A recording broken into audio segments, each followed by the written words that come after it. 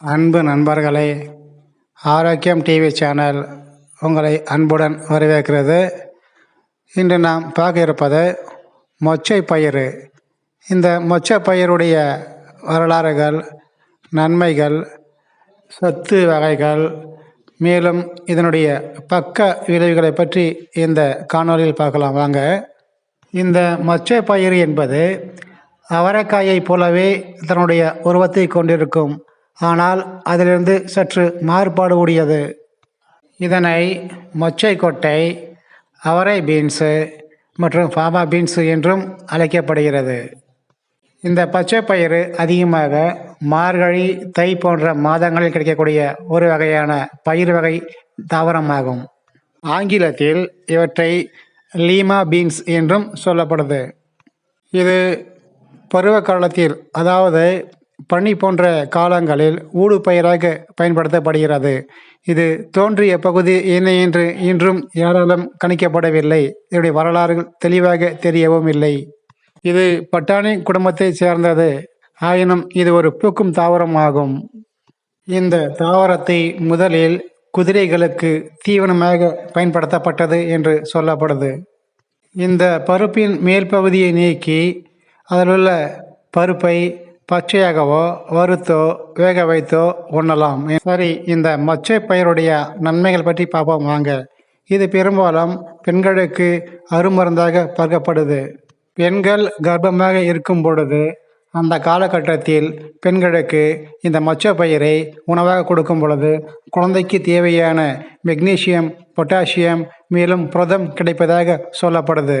இந்த மொச்சையில் அதிக அளவு நார்ச்சத்து இருப்பதால் செரிமான மண்டலம் சீராகப்படுகிறது. மேலும் மலச்சிக்கல் போன்ற நோய்களை தடுக்கப்படுகிறது. மேலும் இதில் உள்ள நார்ச்சத்து இரத்தத்தில் உள்ள சர்க்கரை அளவை கட்டுப்படுத்தி சர்க்கரையின் அளவை கட்டுக்குள் வைப்பதாக சொல்லப்படுது. மேலும் பார்க்கின்சன் போன்ற நோய்களுக்கும் இந்த மொச்சை பயிறு உணவாக எடுத்துக்கொள்ளப்படுது. தங்களின் எடை அளவை குறைக்க நினைப்பவர்கள் இந்த மொச்சை பயிரை எடுத்துக்கொண்டால் தங்கள் உடல் கட்டுக்குள் இருக்கும் என்று சொல்லப்படுது. இந்த பச்சை பயிரை சுமார் 10,000 ஆண்டுகளுக்கு முன்பு இருந்து உணவில் எடுத்துக்கொள்ளப்படக்கூடிய ஒரு பொருளாகவும் ஒரு மருத்துவ பொருளாகவும் பார்க்கப்படுகிறது. சரி, இந்த மொச்சை பயிரில் உள்ள சத்துக்கள் வகைகள் மற்றும் அளவுகளை பற்றி பார்ப்போம் வாங்க. ஒரு 100 கிராம் பச்சை பயிரை எடுத்துக்கொள்ளும் பொழுது அவற்றிலிருந்து 58 கிராம் கார்போஹைட்ரேட் கிடைப்பதாக சொல்லப்படுது. மார்பொருள் 25 கிராம், புரதம் 26 கிராம், கொழுப்பு 1.50 கிராம், தயாமின் 0.50 மில்லிகிராம், ரிபோஃப்ளவின் என்று சொல்லக்கூடிய B2 விட்டமின் 0.32 மில்லிகிராம் கிடைப்பதாக சொல்லப்படுது. நியாசின் 2.80 மில்லிகிராம், கால்சியம் 100 மில்லிகிராம், இரும்புச்சத்து 6.7 milligram, magnesium 200 milligram, manganese 1.6 milligram, phosphorus 420 milligram, potassium 950 milligram, sodium 13 milligram, துத்தநாகம் என்று சொல்லக்கூடிய ஜிங்கு 3 மில்லிகிராம். மேலும் இவற்றில் நீர்ச்சத்து 11 கிராம் இருக்கிறது. ஆகையால் ஒரு 100 கிராம் மொச்சை பயிரை நாம் தினமும் உணவில் எடுத்துக்கொள்ளும் பொழுது அதிலிருந்து நாம் மேற்கொண்டு பார்த்த அனைத்து சத்துக்களும் நம் உடலுக்கு கிடைக்கும் என்பது உறுதி. குறிப்பாக இந்த மொச்சை பயிரை உண்பதால் பார்க்கின்சன் என்னும் நோயை கட்டுப்படுத்தும் என்று சொல்லப்படுது. ஏனென்றால் அது ஒரு மோட்டார் நர்வை கட்டுப்படுத்தக்கூடிய ஒரு செயலாகும்.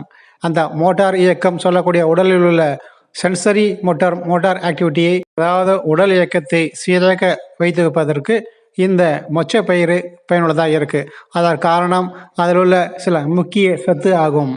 இந்த மொச்சை பயிரானது டோஃபா அளவை அதிகரித்து மோட்டார் இயக்கத்தை சரி செய்கிறது. இதனால் உடலில் கை கால்கள் இயக்கம் சீராக இருந்து நம்முடைய நடைமுறை பயிற்சிக்கு சிறப்பாகவும் அமைகிறது. இந்த மொச்சை பயிரில் உள்ள இயற்கையான ரசாயன பொருள் ஒரு நரம்பு கடத்தியாக, அதாவது நியூரோ டிரான்ஸ்மிட்டரை இவை அதிகரிக்கிறது. சரி, தீமையை பற்றி பார்ப்போம் வாங்க. பிரசவத்திற்கு முன்பு இவற்றை எடுத்துக்கொள்வது தவிர்க்க வேண்டும். ஏனென்றால் பிரசவம் ஏற்படும் பொழுது அது குழந்தைக்கு இரத்த சோகை நோயை உண்டாக்கலாம் என்று சொல்லப்படுது. அதிகமாக எடுத்துக்கொண்டால் தேவையில்லாமல் உடல் எடை கூட குறையலாம். ஆக எந்த ஒரு உணவாக இருந்தாலும் அவற்றை ஒரு அளவோடு எடுத்துக்கொள்வதே நமக்கு நன்மை பயக்கும். பை மோட் இது ஆன்லைனில் பொருட்களை பர்ச்சேஸ் செய்யும் ஒரு ஆப் ஆகும். தங்களுடைய வீடுகளுக்கு தேவையான அனைத்து மளிகை பொருட்களையும் ஆப் மூலம் பெற்றுக்கொள்ளலாம். இந்த காணொலியை பார்த்த அனைவருக்கும் நன்றிங்க.